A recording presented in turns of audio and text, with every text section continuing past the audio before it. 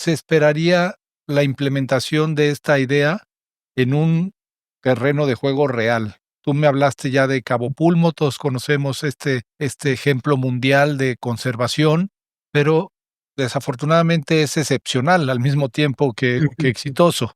¿Cómo podríamos realmente implementar esta nueva idea de las áreas de prosperidad, marinas para multiplicar, los Cabo Pulmo o para generar una, no sé, una cadena de distintas comunidades instrumentando esta idea? Sí, bueno, muy buena pregunta. Y otra vez partimos de aquellos ejemplos, aquellos lugares que empiezan a arrojar luz de cómo hacerlo.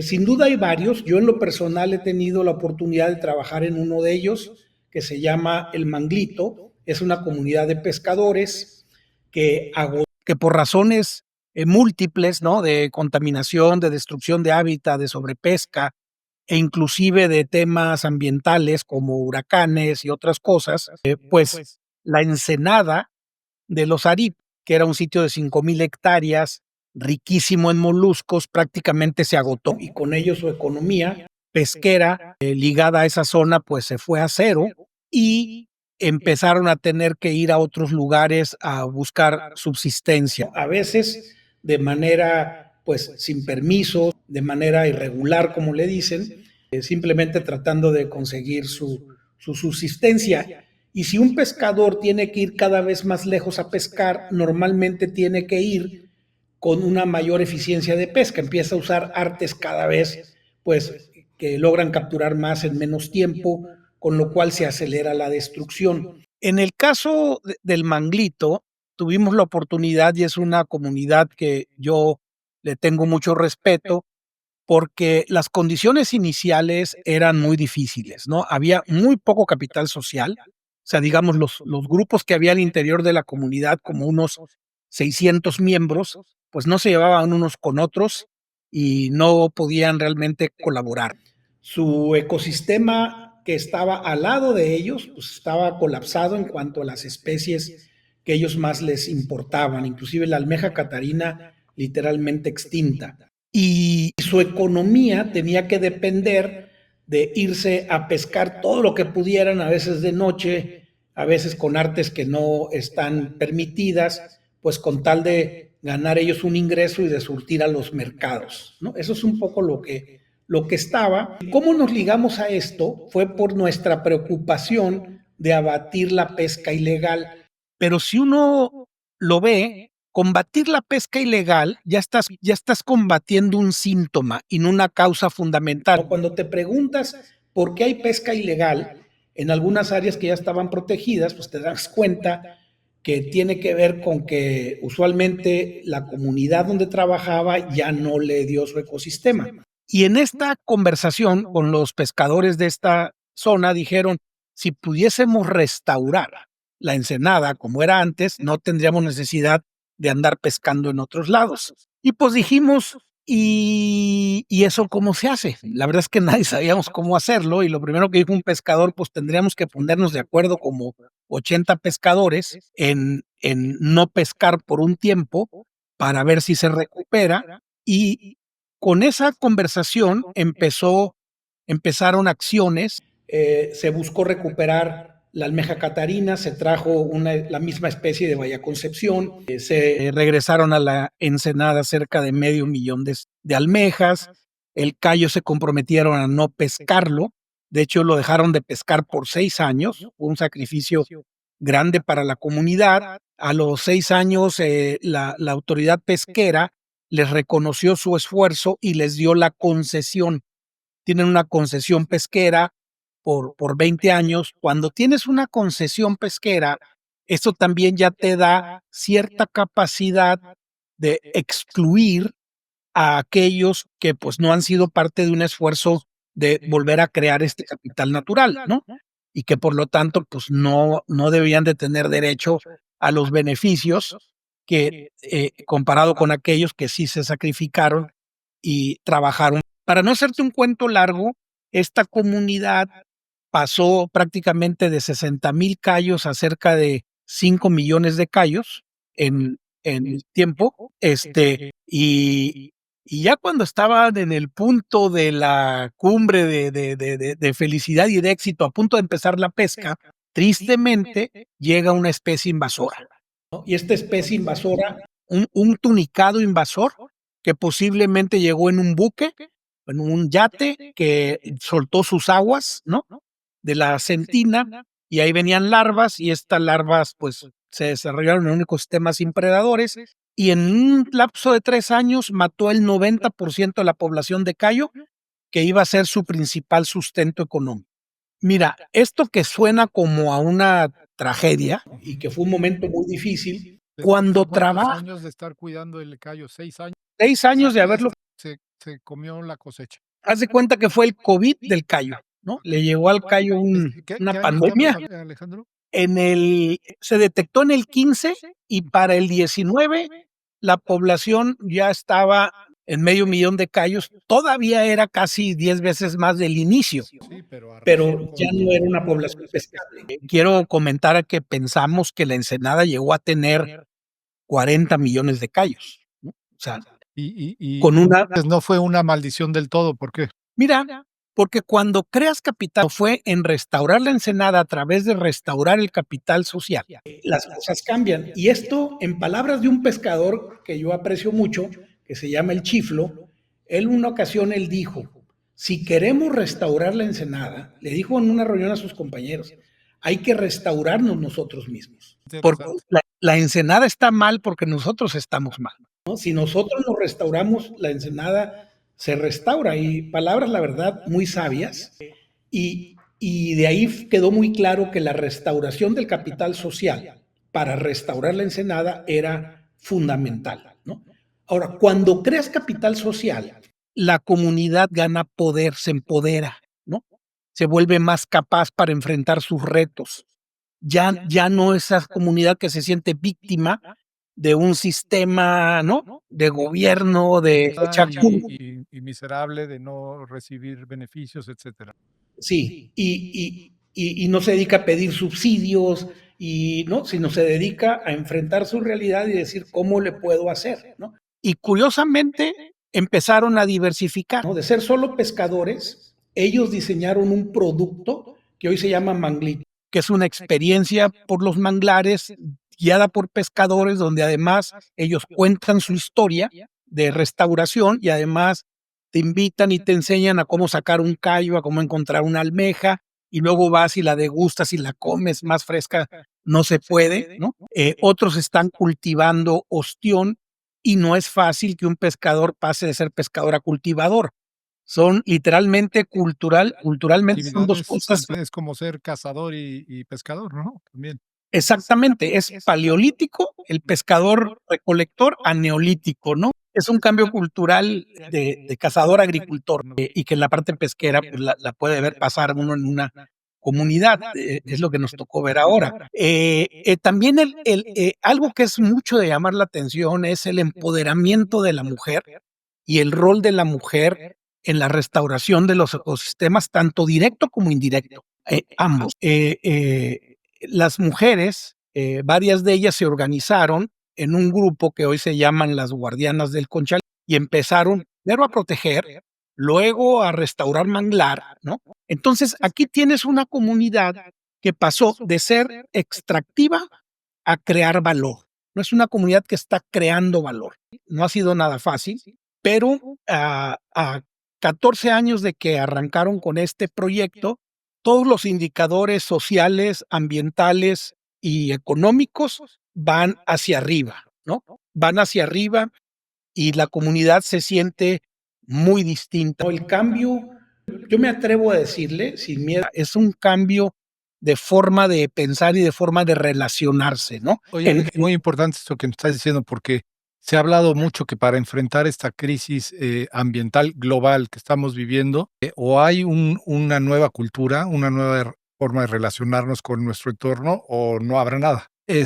Tú aquí me estás hablando de este ejemplo maravilloso del manglito.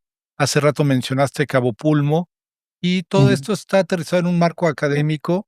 Quiero entender si ustedes como científicos, como investigadores, lo que están haciendo es observar a estas comunidades, trabajar de la mano con ellas entender cómo se han transformado y luego lo están poniendo en un marco, vamos a decirlo, sin ser reduccionistas ni frívolos, pero en una receta, entre comillas, de cómo podrían funcionar si se toman todas estas medidas para que se aplique en otras comunidades y su efecto sea multiplicador.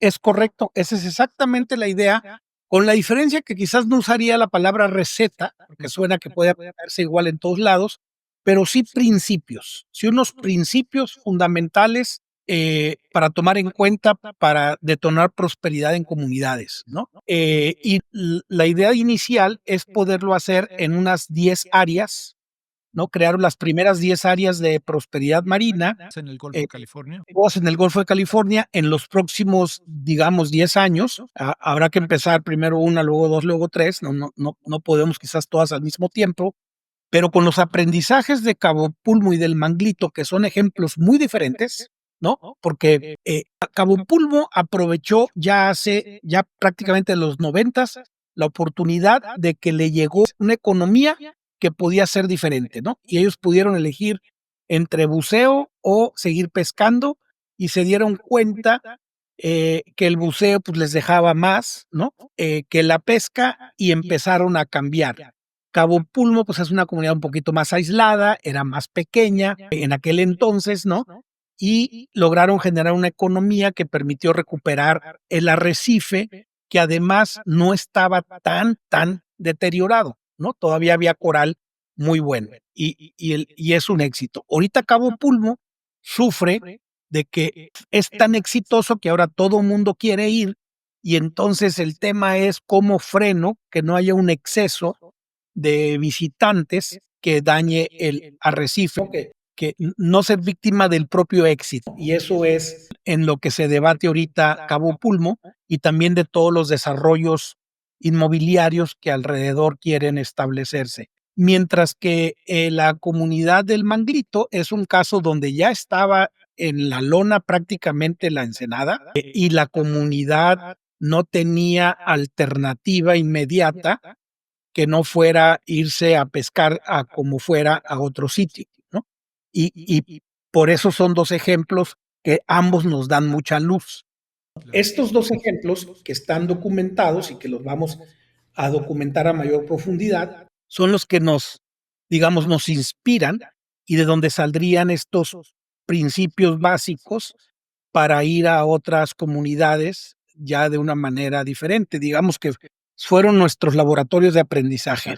Alejandro, rumbo al 30-30, ¿qué sigue con nuevo concepto?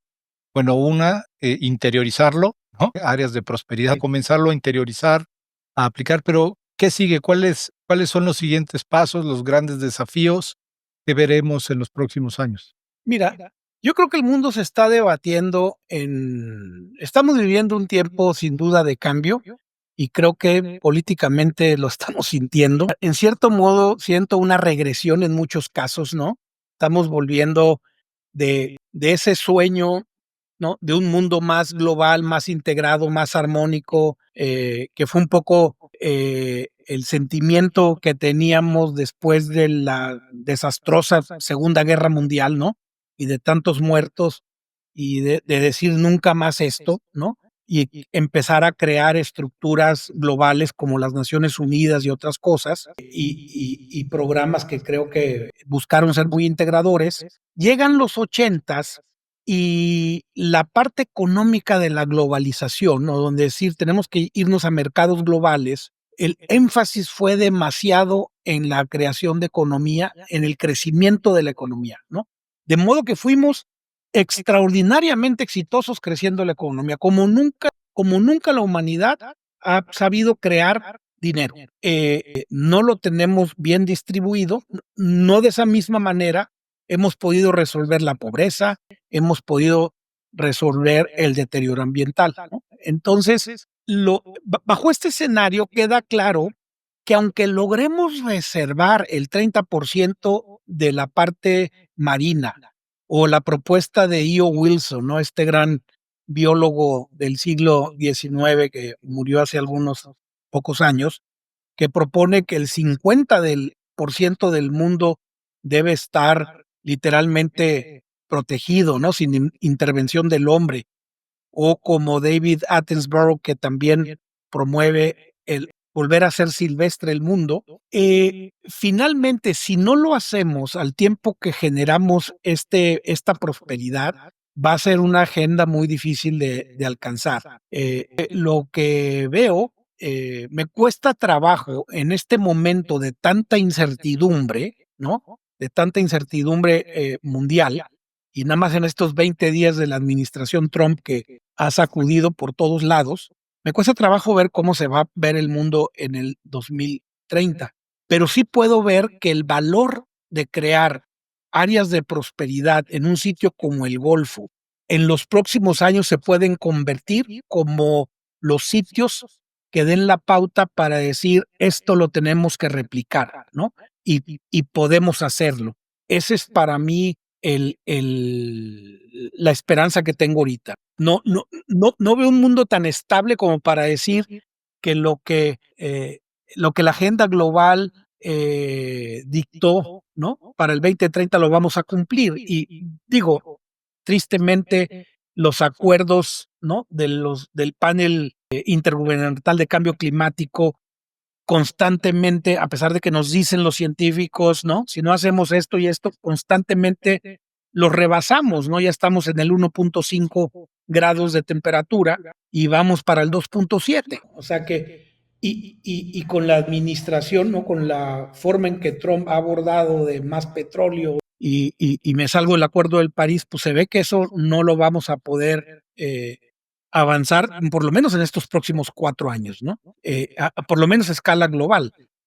Pero a escala local, yo sí siento que hay mucho que podamos hacer con comunidades que están muy necesitadas de ese tipo de apoyos, ¿no?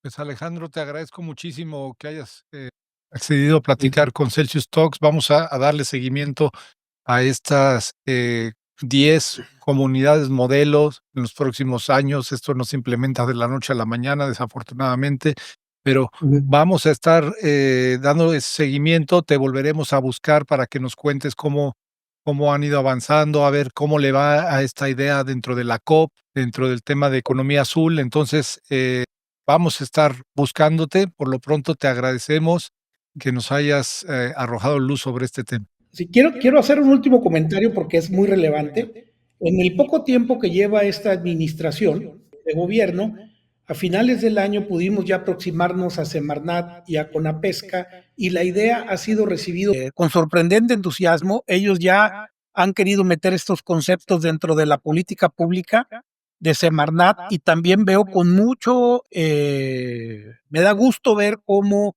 la Semarnat y la Conapesca están trabajando de la mano. Esto no es algo común y eso también me da mucha esperanza, ¿no? Y creo que es importante reconocerlo también. Pues tú dijiste la palabra clave, esperanza, ¿no? Esperanza, pero con este tipo de actividades, con la política pública, obviamente nada de esto se va a transformar si no hay Así es. una acción de política pública. Y qué bueno que nos platicas que las autoridades han mostrado interés y quieren implementar. Por más razón le daremos seguimiento desde Celsius a todo este tema. Muy bien, tanto las federales como las estatales, por cierto, ambos están comprometidos. Te mando un abrazo, Alejandro, y ya te buscaremos más adelante. Muy bien, hasta luego, Iván. Saludos y Saludos. gracias. Sí. Esa fue la conversación con Alejandro Robles, director ejecutivo de NOS Noreste Sustentable, que ya vieron esta organización, el trabajo que hacen, el Manglito. Queremos ir a conocer el Manglito, seguramente más adelante podremos hacerlo, pero ver este proceso de transformación de una comunidad muy pequeña que ellos mismos encendieron el motor de cambio ante los desafíos, ante la improductividad ya de sus aguas. Bueno, ellos transforman y luego enfrentan lo que Alejandro Robles llamó la COVID de los mares, esta especie invasora que arrasó prácticamente con su cultivo de 6 años. Entonces, creo que es una comunidad que finalmente genera esperanza y ya el 1000 veces citado Cabo Pulmo, del cual hablaremos aquí más adelante, ahora con Octavio Aburto, pero importantísimo ejemplo también de conservación. Por lo pronto, Esto es Celsius. Yo me despido y hasta el próximo capítulo.